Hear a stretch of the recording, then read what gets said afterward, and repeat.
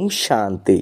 আজ 21-3-2024 প্রাতমুরলি ওম শান্তি বাপদাদা মধুবন। বাবা বলছেন, মিষ্টি বাচ্চারা, অন্তর্মুখী হয়ে স্মরণের অভ্যাস করো। চেক করো যে আত্ম অভিমানী আর পরমাত্ম অভিমানী কতটা সময় থাকতে পারো। প্রশ্ন: যে বাচ্চারা একান্তে গিয়ে আত্ম অভিমানী থাকার অভ্যাস করে তাদের নিদর্শন কি হবে? উত্তরে বাবা খুব সুন্দর করে আমাদের আজকে 5টি পয়েন্টে বোঝাচ্ছেন। প্রথম পয়েন্ট: তাদের মুখ থেকে কখনোই উল্টোপাল্টা কথা বের হবে না। দ্বিতীয় পয়েন্ট: ভাই ভাইয়ের সম্পর্কে খুবই প্রেম থাকবে, সদা ক্ষীরখণ্ড হয়ে থাকবে। তৃতীয় পয়েন্ট: ধারণা খুব সুন্দর হবে। চতুর্থ পয়েন্ট: তাদের দৃষ্টি খুব মিষ্টি হবে, কখনোই দেহ অভিমান আসবে না। পঞ্চম পয়েন্ট: তারা কাউকেই দুঃখ দেবে না। ওম শান্তি। আত্মিক বাচ্চাদের প্রতি কেবলমাত্র রুহু বা আত্মা বলা হলে জীব বাদ চলে যেত। সেই জন্য আত্মিক বাচ্চাদের প্রতি আত্মিক বাবা বোঝাচ্ছেন যে নিজেকে আত্মা মনে করতে হবে। আমরা আত্মারা বাবার থেকে এই জ্ঞান পাই। বাচ্চাদের দেহি অভিমানী হয়ে থাকতে হবে। বাবা আসেনি বাচ্চাদের নিয়ে যাওয়ার জন্য। যদিও তোমরা সত্য যুগে আত্ম অভিমানী হও, কিন্তু পরমাত্ম অভিমানী হও না। এখানে তোমরা আত্ম অভিমানীও হও, আবার পরমাত্ম অভিমানীও হও। অর্থাৎ আমরা বাবার সন্তান। এখানের আর ওখানকার মধ্যে অনেক ফারাক। এখানে আছে ঈশ্বরীয় পড়া, আর ওখানে পড়ার কোনো কথাই নেই। এখানে প্রত্যেকেই নিজেদের আত্মা মনে করতে হবে, আর বাবা আমাদের পড়াচ্ছেন এই নিশ্চয়ের সাথে শুনলে খুব সুন্দর ধারণা হবে। তোমরা তখন আত্ম অভিমানী হতে থাকবে। এই অবস্থায় টিকে থাকার লক্ষ্যই খুব বড়, যদিও তা শুনতে খুব সহজ মনে হয়। বাচ্চাদের এই অনুভব শোনাতে হবে যে আমরা কিভাবে নিজেদের আত্মা আর অন্যদেরও আত্মা মনে করে কথা বলি। বাবা বলেন যে আমি যদিও এই শরীরে আছি, কিন্তু এটাই হলো আমার প্রকৃত অভ্যাস। আমি বাচ্চাদের আত্মাই মনে করি। আমি আত্মাদের পড়াই। ভক্তিমার্গেও আত্মাই পাঠ প্লে করে এসেছে। এই পাঠ প্লে করতে করতে পতিত হয়ে গেছে। এখন আবার আত্মাকে পবিত্র হতে হবে।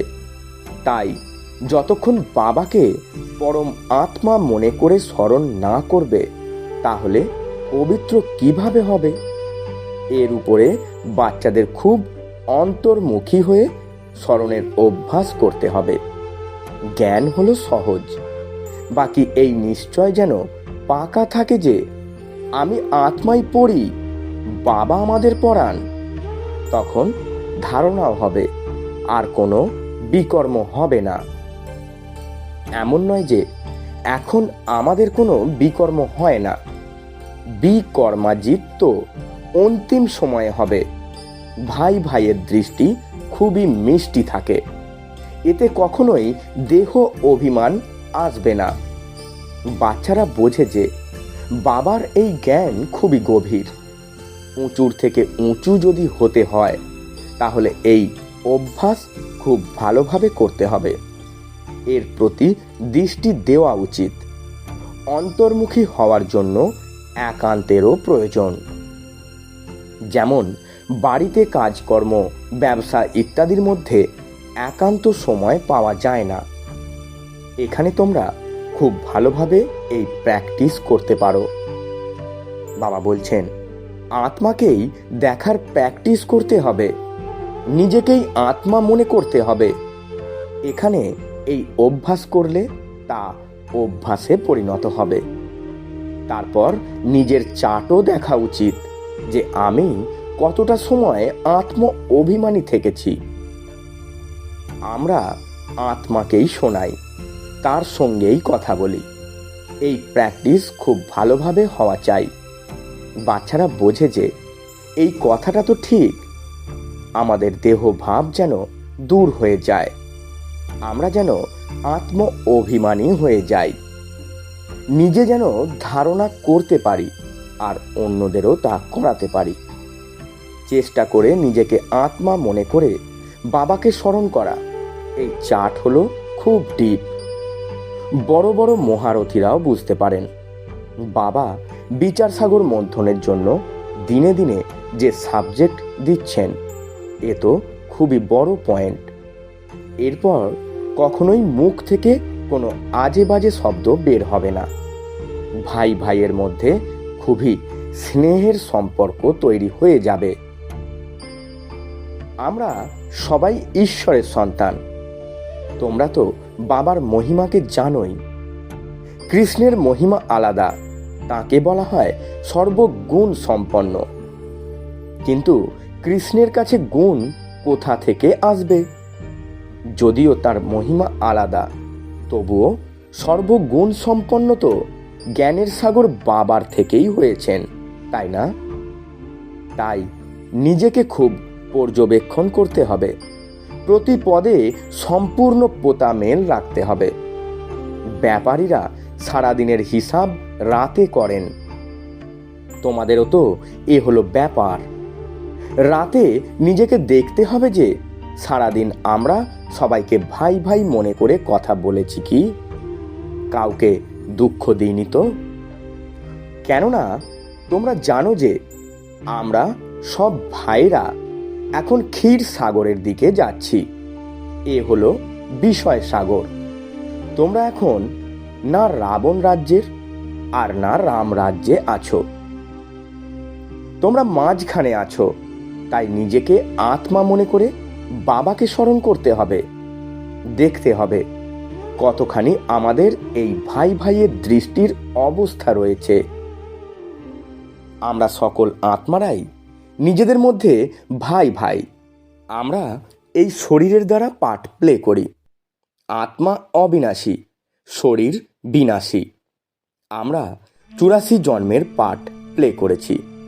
বাবা এখন এসেছেন, তিনি বলছেন আমাকে স্মরণ করো, নিজেকে আত্মা মনে করো। আত্মা মনে করলে ভাই ভাই হয়ে যাবে। এ কথা বাবাই বুঝিয়ে বলেন। বাবা ছাড়া আর কারোরই এই পাঠ নেই। এটা প্রেরণা ইত্যাদির কথা নয়। টিচার যেমন বসে বোঝান, বাবাও তেমনি বাচ্চাদের বোঝান। এ হলো বিচার করার কথা, এতে সময়ও দিতে হয়। বাবা কাজ কারবার করার জন্য অনুমতি তো দিয়েছেন, কিন্তু স্মরণের যাত্রাও জরুরি। তার জন্য সময় বের করার দরকার। সার্ভিসও সকলের আলাদা আলাদা। কেউ অনেক সময় বের করতে পারে। ম্যাগাজিনেও যুক্তির সাথে লিখতে হয় যে এখানে এমন বাবাকে স্মরণ করতে হয়, একে অপরকে ভাই ভাই মনে করতে হয়। বাবা এসে সকল আত্মাদের পড়ান। আত্মার মধ্যে দৈবী গুণের সংস্কার তিনি এখনই ভরেন। মানুষ জিজ্ঞাসা করে, ভারতের প্রাচীন যোগ কি? তোমরা বোঝাতে পারো, কিন্তু তোমরা এখনো খুব অল্প। তোমাদের নাম এখনো মানুষ জানতে পারেনি। ঈশ্বর যোগ শেখান, অবশ্যই তার বাচ্চারা থাকবে। তারাও জানে যে এ কথা কেউই জানে না। নিরাকার বাবা কিভাবে এসে পড়ান, তিনি নিজেই বোঝান। আমি কল্পে কল্পে সঙ্গম যুগে এসে নিজেই বলি আমি কিভাবে আসি, আমি কার শরীরে আসি। এতে দ্বিধান্বিত হওয়ার কোনো কথা নেই। এ হলো এক পূর্ব নির্মিত ড্রামা। আমি এই একজনের মধ্যেই আসি, প্রজাপিতা ব্রহ্মার দ্বারাই স্থাপনা। ওই বাচ্চাই প্রথমে মুরব্বি হয়, সেই আদি সনাতন দেবী দেবতা ধর্ম স্থাপন করে। তারপর সেই প্রথম নম্বরে আসে। এই চিত্রের উপরে বোঝানো খুব ভালো, ব্রহ্মার থেকে বিষ্ণু আর বিষ্ণুর থেকে ব্রহ্মা কিভাবে হয়, এ কথা আর কেউই বোঝাতে পারে না। এই বোঝানোর জন্য যুক্তির প্রয়োজন। তোমরা এখন জানো যে বাবা কিভাবে দেবতা ধর্মে স্থাপনা করছেন, এই চক্র কিভাবে ঘোরে, এ কথা আর কেউই জানতে পারে না। বাবা তাই বলেন, এমন এমন করে যুক্তি দিয়ে লেখো। যথার্থ যোগ কে শেখাতে পারে, এ কথা যদি বুঝতে পেরে যায় তাহলে তোমাদের কাছে অনেকেই এসে যাবে। এত যে অনেক আশ্রম আছে, সবই টালমাটাল হতে থাকবে। এ সবই পরের দিকে হবে। তখন আশ্চর্য হয়ে যাবে যে এত সব যে ভক্তি মার্গের সংস্থা, জ্ঞান মার্গের একটাও নেই। তখনই তোমাদের বিজয় হবে। এও তোমরাই জানো যে প্রতি 5000 বছর অন্তর বাবা আসেন। বাবার কাছে তোমরা শেখো এবং অন্যদেরও শেখাও কিভাবে কাউকে লিখে বোঝাতে হবে। এ সবই কল্পে কল্পে যুক্তির সাথে বের হয়, যা অনেকেই জানতে পেরে যায়। বাবা ছাড়া এক ধর্মের স্থাপনা অন্য কেউ করতে পারে না। তোমরা জানো যে ওই দিকে রাবণ আর এই দিকে রাম। তোমরা রাবণকে জয় করো। ওরা সব হলো রাবণ সম্প্রদায়। তোমরা ঈশ্বরীয় সম্প্রদায়, খুব অল্প। ভক্তির কত শো হয়। যেখানে যেখানে জল আছে সেখানে মেলা বসে। মানুষ কত খরচ করে, কত মানুষ ডুবে মারাও যায়। এখানে তো এমন কোনো ব্যাপার নেই। তাও বাবা বলেন, আশ্চর্যবৎ আমাকে চেনে, শোনে, শোনায়, পবিত্র থাকে, তাও আহ মায়া তোমার কাছে হার খেয়ে যায়। কল্প কল্প এমন হয়, অনেকে হেরেও যায়। এ হলো মায়ার সাথে যুদ্ধ। মায়ারও অনেক প্রভাব। ভক্তিকে তো হেলতেই হবে। অর্ধেক কল্প তোমরা প্রালব্ধ ভোগ করো, তারপর রাবণ রাজ্য থেকে ভক্তি শুরু হয়। তাদের নমুনাও আছে। বিকারে যায়, তাহলে তো দেবতা থাকলো না। কিভাবে বিকারী হয় এই দুনিয়াতে কেউই তা জানে না। শাস্ত্রে লিখে দিয়েছে বাম মার্গে গেছে, কিন্তু কখন গেছে এ কথা কেউই বোঝে না।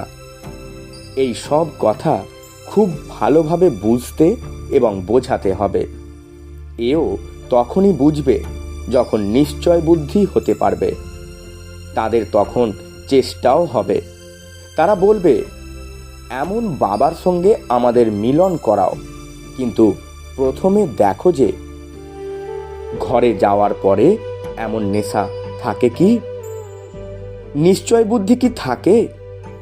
যদিও বাবার চিন্তা তাদের থাকে, তারা চিঠিও লিখতে থাকে, তুমি আমাদের প্রকৃত বাবা, তোমার থেকে আমরা সর্বোচ্চ অবিনাশী উত্তরাধিকার পাই।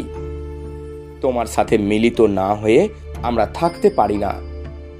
বাগদানের পরেই মিলন হয়, বাগদানের পরেই ছটফট করতে থাকে। তোমরা জানো যে আমাদের বেহদের বাবা টিচার, স্বজন ইত্যাদি সব কিছুই তিনি। আর সকলের থেকেই তোমরা দুঃখ পেয়েছ। ওদের তুলনায় বাবা সুখ দেন, ওখানেও সবাই সুখ দেয়। এই সময় তোমরা সুখের সম্বন্ধে আবদ্ধ হচ্ছ। এ হলো পুরুষোত্তম হওয়ার পুরুষোত্তম যুগ। এখানে মূল বিষয়ই হলো নিজেকে আত্মা মনে করতে হবে, বাবাকেও ভালোবেসে স্মরণ করতে হবে। এই স্মরণেই খুশির পারদ ঊর্ধ্বে উঠতে থাকবে। আমরা সব থেকে বেশি ভক্তি করেছিলাম, অনেক ধাক্কা খেয়েছিলাম। এখন বাবা এসেছেন আমাদের ফিরিয়ে নিয়ে যেতে, তাই অবশ্যই পবিত্র হতে হবে। বাবা বলছেন দৈবিক গুণও ধারণ করতে হবে, পোতামেল রাখতে হবে যে সারাদিনে কতজনকে বাবার পরিচয় দিয়েছি। বাবার পরিচয় না দিলে সুখ আসবে না। এই পরিচয় দেওয়ার জন্য উৎসাহ লেগে যায়। এই যজ্ঞতে অনেক বিঘ্নও আসে, অনেকে মারও খায়। আর কোনো সৎসঙ্গ নেই যেখানে পবিত্রতার কথা বলা হয়। এখানে তোমরা পবিত্র হও, তাই অসুররা বিঘ্ন সৃষ্টি করে। বাবা বলছেন তোমাদের পবিত্র হয়ে ঘরে যেতে হবে। আত্মা সংস্কারী সঙ্গে নিয়ে যায়। মানুষ বলে যুদ্ধের ময়দানে মৃত্যু হলে স্বর্গে যায়, তাই মানুষ খুশির সাথে যুদ্ধে যায়। তোমাদের কাছে কমান্ডার, মেজর, সিপাহী ইত্যাদি কোথা থেকেও আসে না। স্বর্গে তা কিভাবে আসবে? যুদ্ধের ময়দানে মানুষের মিত্র সম্বন্ধী স্মরণে আসে। বাবা এখন বোঝাচ্ছেন তোমাদের সকলকে ফিরে যেতে হবে। নিজেকে আত্মা মনে করো, ভাই ভাই মনে করো, বাবাকে স্মরণ করো। যে যত পুরুষার্থ করবে ততই উঁচু পদ পাবে। ওরা বলে যে আমরা ভাই ভাই, কিন্তু অর্থ কিছুই জানে না। বাবাকেই ওরা জানে না। মানুষ মনে করে যে আমরা নিষ্কাম সেবা করি, আমাদের ফলের কোনো ইচ্ছা নেই, কিন্তু ফল তো অবশ্যই প্রাপ্ত হয়। নিষ্কাম সেবা তো একমাত্র বাবাই করেন। বাচ্চারা জানে যে আমরা বাবার কত গ্লানি করেছি, দেবতাদেরও গ্লানি করেছি। দেবতারা তো কখনোই কারোর প্রতি হিংসা করেন না। তোমরা তো এখানে ডবল অহিংসক হচ্ছ। না তোমরা কাম কাটারি চালাবে, আর না ক্রোধ করবে। ক্রোধ অনেক বড় বিকার। অনেকে বলে বাচ্চাদের উপর খুব ক্রোধ করেছি। বাবা বোঝান যে থাপ্পড় ইত্যাদি কখনোই মারবে না। সেও তোমাদের ভাই, তার মধ্যেও আত্মা আছে। আত্মা কখনোই ছোট বা বড় হয় না। এ তোমাদের সন্তান নয়, বরং ছোট ভাই। তোমাদের তাকে আত্মা মনে করতে হবে। ছোট ভাইকে মারা উচিত নয়, তাই কৃষ্ণর জন্য দেখানো হয়েছে দড়ি দিয়ে বেঁধে রাখত। বাস্তবে এমন কথাই নেই। এ হলো ভিন্ন ভিন্ন শিক্ষা। বাকি কৃষ্ণের কি প্রয়োজন পড়েছে মাখনের? উল্টে তারা আবার চুরির মহিমাও করে। তোমরা ভালো মহিমা করবে। তোমরা বলবে তিনি তো সর্বগুণ সম্পন্ন, 16 কলা সম্পূর্ণ। কিন্তু এই গ্লানিও ড্রামায় লিখিত। এখন তোমরা তমপ্রধান হয়ে গেছো। বাবা এসে তোমাদের শতপ্রধান করেন। তোমাদের পরাণ বেহদের বাবা, তাঁর মতেই তোমাদের চলতে হবে। এই বিষয়ে খুবই শক্ত। তোমরা তেমন কত উঁচু পদও পাও। সহজেই যদি হতো তাহলে সবাই এই পরীক্ষাতেই লেগে যেত। এতে অনেক পরিশ্রম। দেহ অভিমান এলে বিকর্ম হয়ে যায়। তাই লজ্জাবতীর দৃষ্টান্ত আছে। বাবাকে স্মরণ করলে তোমরা উঠতে পারবে, আর ভুলে গেলে কিছু না কিছু ভুলেই যাবে। তখন পদও কম হয়ে যায়। শিক্ষা তো সবাইকেই দেওয়া হয়েছিল, যা দিয়ে পরবর্তীতে গীতা লিখিত হয়েছে। গরুর পুরাণে মুখরোচক কাহিনী লেখা হয়েছে, যাতে মানুষ ভয় পায়। রাবণ রাজ্যে পাপ তো হয়ই, কেননা এ হলো কাঁটার জঙ্গল। বাবা বলেন যে দৃষ্টিরই পরিবর্তন করতে হবে। দীর্ঘ সময় ধরে তোমরা অভ্যস্ত হয়ে গেছো, তাই শরীরের প্রতি ভালোবাসা চলে যায়। বিনাশী জিনিসের প্রতি ভালোবাসা রেখে কি লাভ? অবিনাশীর প্রতি প্রেম লাগলে অবিনাশী হয়ে যায়। বাচ্চাদের প্রতি বাবার এই নির্দেশ যে উঠতে বসতে চলতে ফিরতে বাবাকে স্মরণ করো। আচ্ছা, মিষ্টি মিষ্টি হারানিধি বাচ্চাদের প্রতি মাতা পিতা বাপদাদা স্মরণে স্নেহ সুমন আর সুপ্রভাত। আপনাদের পিতা তার আত্মারূপী বাচ্চাদেরকে জানাচ্ছেন নমস্কার। আমরা আত্মারূপী বাচ্চারা আমাদের আত্মারূপী মাতা পিতা বাপদাদাকে জানাই স্মরণে স্নেহ সুমন আর সুপ্রভাত এবং শত কোটি নমস্কার। ধারণার জন্য মুখ্য সার। প্রথম পয়েন্ট, শরীর হলো বিনাশী, এর প্রতি ভালোবাসার পরিবর্তে অবিনাশী আত্মার প্রতি প্রেম রাখতে হবে। অবিনাশী বাবাকে স্মরণ করতে হবে। আত্মা আত্মা ভাই ভাই, আমরা ভাইয়ের সঙ্গে কথা বলছি, এই অভ্যাস করতে হবে। দ্বিতীয় পয়েন্ট, বিচার সাগর মন্থন করে নিজের এমন অবস্থা বানাতে হবে যে মুখ থেকে যেন আজে বাজে কথা বের না হয়। প্রতি পদে নিজের জমা খরচের খতিয়ান চেক করতে হবে। বরদান, নিমিত্ত আর নির্মাণ ভাবের দ্বারা সেবা করা শ্রেষ্ঠ সফলতার মূর্তি ভব। ব্যাখ্যায় বাবা বলছেন, সেবাধারী অর্থাৎ সদা বাবার সমান নিমিত্ত আর নির্মাণ থাকা। নির্মাণতাই হলো শ্রেষ্ঠ সফলতার সাধন। যে কোনো সেবাতে সফলতা প্রাপ্ত করার জন্য নম্র ভাব আর নিমিত্ত ভাব ধারণ করো। এর দ্বারা সেবাতে সর্বদা আনন্দের অনুভব করবে। সেবা করার সময় কখনো ক্লান্তির অনুভব হবে না। যে কোনো সেবাই হোক না কেন, এই দুই বিশেষত্বের দ্বারা সফলতা প্রাপ্ত করে সফলতা স্বরূপ হয়ে যাবে। স্লোগান, সেকেন্ডে বিদেহী হওয়ার অভ্যাস করো, তাহলে সূর্যবংশীতে এসে যাবে। ওম শান্তি। নমস্কার।